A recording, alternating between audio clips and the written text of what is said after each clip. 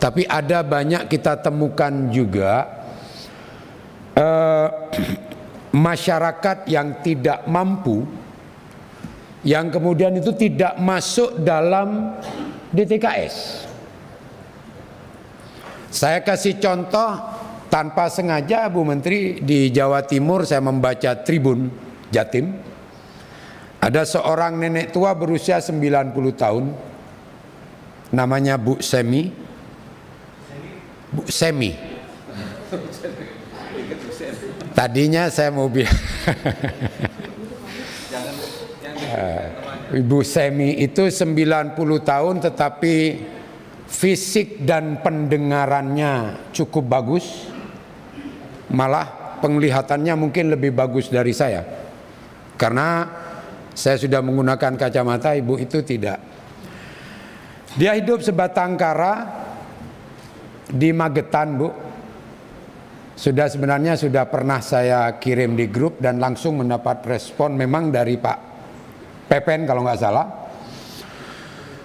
Hidup sebatang kara dan dia harus menghidupi dirinya sendiri dengan bekerja membuat lempeng itu, kerupuk lempeng itu dengan bayaran Rp5.000. Dan itu tentu tidak cukup untuk menghidupi dirinya. Dan saya sempat, Bu, kebetulan saya datang itu, begitu saya baca di Tribun, saya menyempatkan diri untuk datang ke rumahnya. Saya cari alamat itu dari berita yang dimaksud dan alhamdulillah saya temukan. Dan benar memang orang ini memang sebatang kara dan kebetulan dia memasak, mohon maaf Bu, karena tidak ada beras.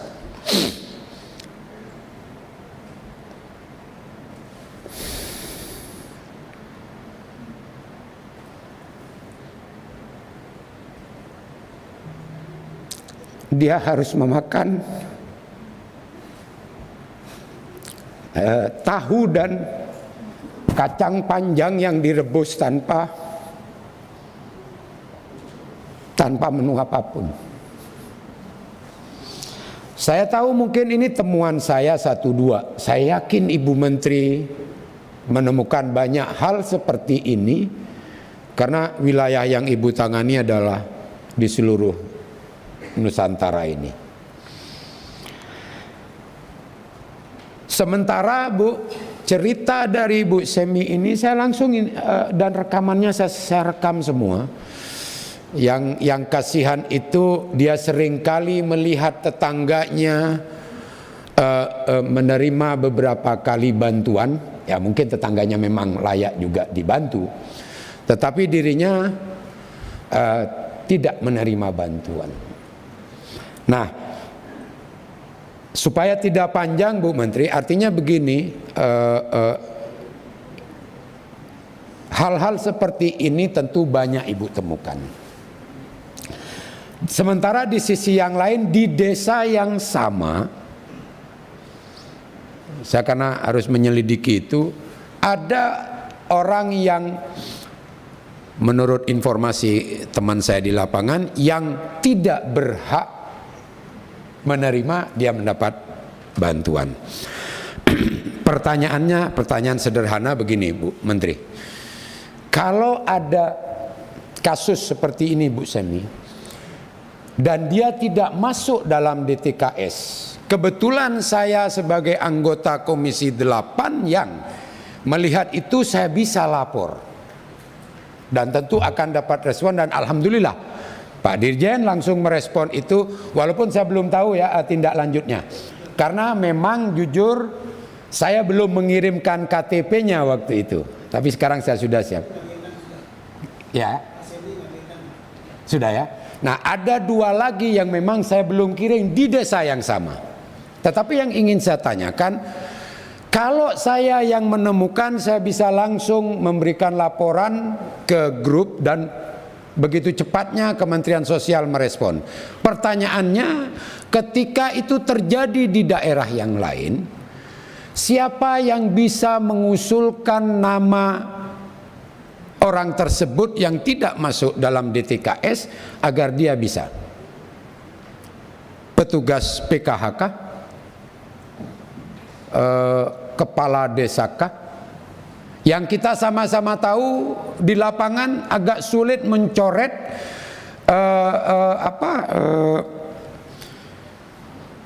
KPM yang sebenarnya sudah tidak layak menerima, tapi dia tetap menerima, dan ketika harus dikeluarkan ini ada banyak hal yang menyebabkan mereka tidak berani.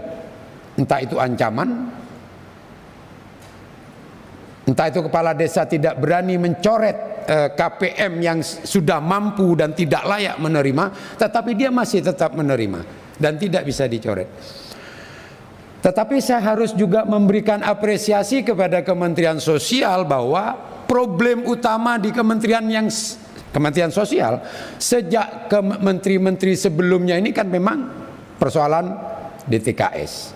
Nah, tetapi ada perbaikan-perbaikan yang tentu kita harus juga pahami belum sempurna dan harus terus kita upayakan untuk mendekati kesempurnaan. Nah, yang ini yang ingin saya tanyakan tadi Bu Menteri, siapa yang bisa memiliki wewenang atau cara mengusulkan dari bawah bahwa KPM ini seseorang yang tidak masuk dalam DTKS dan dia susah, sangat perlu dibantu, itu bisa mendapatkan bantuan, dan sebaliknya yang sudah mestinya tidak mendapat bantuan seyogyanya itu bisa dihapuskan dari data kemiskinan.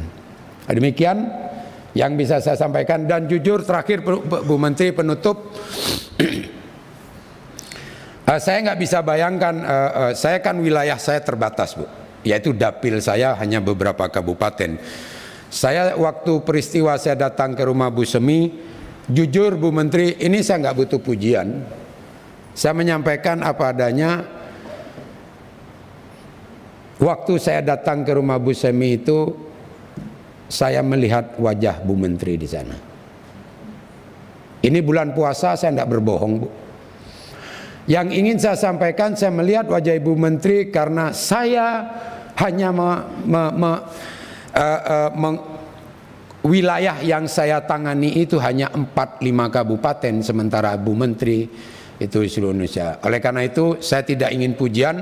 Ini bulan puasa, apa yang saya sampaikan ketika saya datang ke sana, wajah Bu Menteri yang saya lihat karena begitu berat dan banyaknya tugas yang harus diemban, tetapi kita sama-sama memiliki niat yang baik yang sama untuk kemudian bagaimana program bantuan ini bisa tepat sasaran. Demikian pimpinan, terima kasih.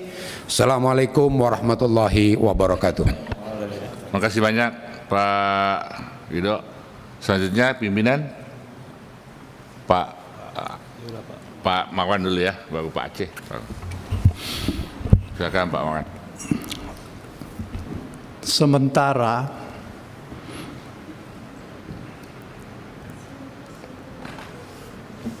rekomendasi BPK menemukan penyaluran yang tidak tepat sasaran.